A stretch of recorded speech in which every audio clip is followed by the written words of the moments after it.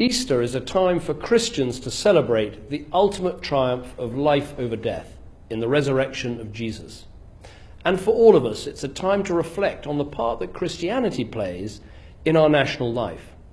The church is not just a collection of beautiful old buildings, it's a living, active force doing great works right across our country.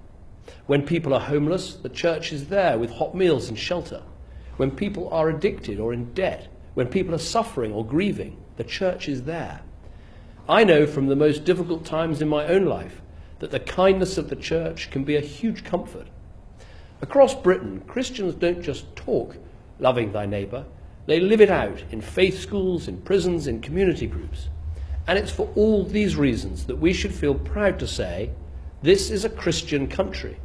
Yes, we're a nation that embraces, welcomes and accepts all faiths and none, but we're still a Christian country. That's why the government I lead has done some important things, from investing tens of millions of pounds to repair churches and cathedrals, to passing a law that reaffirms the right of councils to say prayers in their town hall. And as a Christian country, our responsibilities don't end there. We have a duty to speak out about the persecution of Christians around the world too.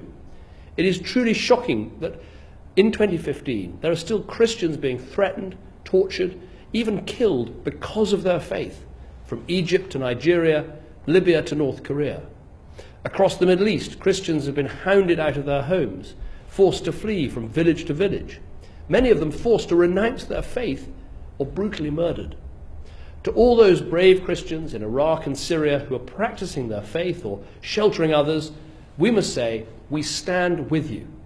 This government has put those words into action, whether getting humanitarian aid to those stranded on Mount Sinjar or funding grassroots reconciliation in Iraq. And in the coming months, we must continue to speak as one voice for freedom of belief. So this Easter, we should keep in our thoughts all those Christians facing persecution abroad and give thanks for all those Christians who are making a real difference here at home.